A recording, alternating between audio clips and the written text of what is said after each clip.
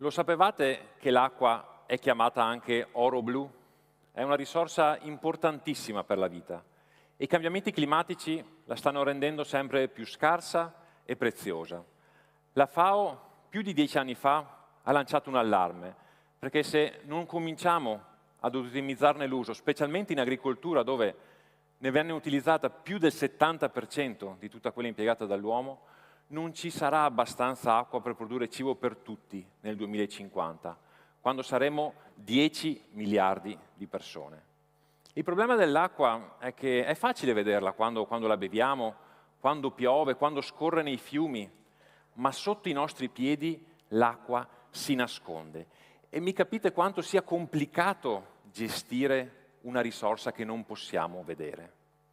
Ora, se vi dicessi che 15 anni fa circa, un gruppo di ricerca negli Stati Uniti e il nostro gruppo di ricerca di Padova, qua del Dipartimento di Fisica, avevano scoperto, senza assolutamente saperlo, i tasselli per risolvere questo problema. È qui che è iniziata la mia storia, non con l'acqua, ma con la fisica. Ero sulla strada giusta per diventare un professore universitario. Mia madre, come molti genitori, incoraggiava la stabilità, un lavoro sicuro, un futuro prevedibile. Quando 5 anni fa ho detto alla mia famiglia che avrei lasciato l'università per fondare un'azienda, pensavano fossi impazzito. Ma perché lasciare qualcosa di certo per qualcosa di incerto, mi chiedevano. All'inizio, 15 anni fa, il mio obiettivo era un altro, trovare il plutonio dentro le valigie negli aeroporti. Credevo nella mia invenzione, ma il brevetto fu secretato dal governo e il progetto accantonato. Fallimento? Forse. O forse la nascita di un'opportunità. Poi era il 2018, un professore dall'Università di Berlino, Dipartimento di Idrologia, mi mandò una mail con una semplicissima domanda. Perché non usi questa tecnologia per misurare l'acqua? Quel momento cambiò tutto. Improvvisamente quelle ricerche ormai vecchie di 10 anni iniziarono a sistemarsi dentro la mia testa. Improvvisamente tutti i tasselli finirono al loro posto e la soluzione era chiara sotto i miei occhi. Quello che una volta era un problema, l'acqua nascosta sotto il suolo, ora aveva una nuova soluzione. Ancora una volta la fisica nucleare ci ha permesso di vedere ciò che non possiamo vedere. È la stessa cosa che vi succede negli aeroporti, quando passate la valigia negli scanner, vi guardano dentro la valigia senza doverla aprire. Con questa tecnologia, basata su scoperte di 15 anni prima, oggi gli agricoltori usano meno acqua e producono più raccolto. In città troviamo le perdite idriche senza dover scavare. Su scala più ampia aiutiamo a gestire le risorse idriche nei vari ecosistemi, offrendo dati in tempo reale per preservare e proteggere l'ambiente.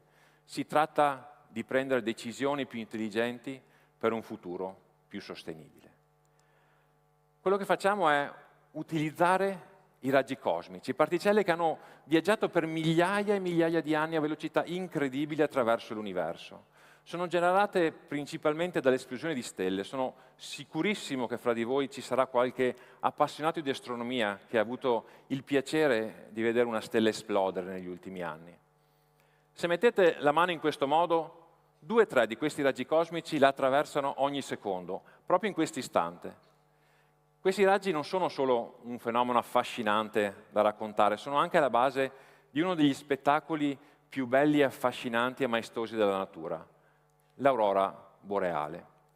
Quando questi raggi cosmici raggiungono la superficie terrestre, generano una cascata di particelle secondarie, tra cui ci sono i neutroni. Questi nostri alleati hanno una caratteristica molto importante, quella di essere assorbiti e termalizzati dall'idrogeno contenuto nell'acqua. Per dirlo in altre parole, è come se l'acqua mangiasse e facesse sparire questi neutroni. Quindi cosa succede? Che quando i neutroni raggiungono un suolo molto umido, ne vengono catturati. Viceversa, se raggiungono un suolo più secco, riescono a fuoriuscire, vagare per centinaia di metri, fino a raggiungere il nostro sensore, che li cattura e li conta. Questo cosa significa? Se nell'ambiente contiamo tantissimi neutroni, significa che il suolo è molto molto secco. Viceversa, se ne troviamo pochissimi nell'ambiente, significa che il terreno è molto molto umido. E qua la storia si fa interessante, perché adesso scommetto che tutti vi chiederete, ma come è fatto un oggetto che conta i raggi cosmici. Non vorrei deludervi, perché la forma di questo oggetto è molto più comune di quanto possiate pensare. Eccolo qua. La sua forma è simile a una racchetta da ping pong. Sembra semplice, ma il suo impatto è enorme. Qualcuno di voi qua è padovano? Nessuno? Tutti in trasferta oggi? Solo due? Là? Dai, qualcuno in più, dai. Comunque Prato della Valle la conosce tutto il mondo, quindi pensate di essere al centro di Prato della Valle. Uno solo di questi oggetti, installato 2 metri fuori dal terreno, misura l'acqua contenuta nel suolo in tutta Prato della Valle. Un cerchio da più di 250 metri di diametro, sono circa 5 ettari, e la misuriamo anche in profondità, fino a 50 centimetri di profondità. Questa tecnologia, la potenza dei raggi cosmici, ci aiuta a risolvere una delle sfide più urgenti e difficili di questo secolo, l'agricoltura e il monitoraggio ambientale. In Veneto, per farvi un esempio di cosa si può fare con questa tecnologia, abbiamo circa 300.000 ettari irrigati. Se tutti usassero questa tecnologia potremmo risparmiare qualcosa come 120 milioni di metri cubi di acqua ogni estate, che è quanta ne usa la città di Padova in 5 anni. Per la ricerca perdite in città riusciamo a trovare le perdite più velocemente di qualsiasi altra tecnologia, aiutando a ripararle velocemente e a gestire e pianificare gli investimenti in infrastruttura. Su scala più ampia misuriamo anche l'acqua contenuta nella neve, per i tecnici si chiama Snow Water Equivalent. Questa preziosissima informazione è usata dai governi, dagli enti preposti per gestire le risorse idriche. Possiamo decidere in che laghi stoccare l'acqua, quando rilasciarla nei fiumi per garantire acqua potabile e acqua per l'irrigazione durante tutta la stagione estiva.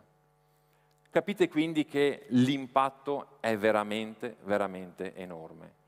Non solo a livello di tecnologia, è come contare le gocce invisibili dell'universo per comprendere l'acqua nascosta sottoterra. Nessuno scavo, nessun contatto, solo la fisica applicata in un modo totalmente nuovo.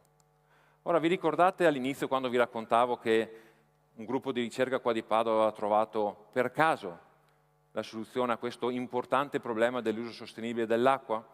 Ecco, quando vi dicono che la ricerca di base non è importante, che si spendono troppi soldi in ricerca di base, che la ricerca universitaria non è prioritaria, ricordatevi di questa storia, di come la fisica di base scoperta 15 anni fa, per puro caso, dopo 15 anni, sia diventata alla base di una soluzione così importante che preserva l'acqua. E addirittura come un'applicazione di fisica nucleare sia diventata alla base di una soluzione di sostenibilità.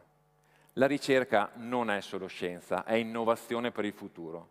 E spero che questa innovazione potrà aiutare a preservare l'oro blu e garantire il cibo per le prossime generazioni.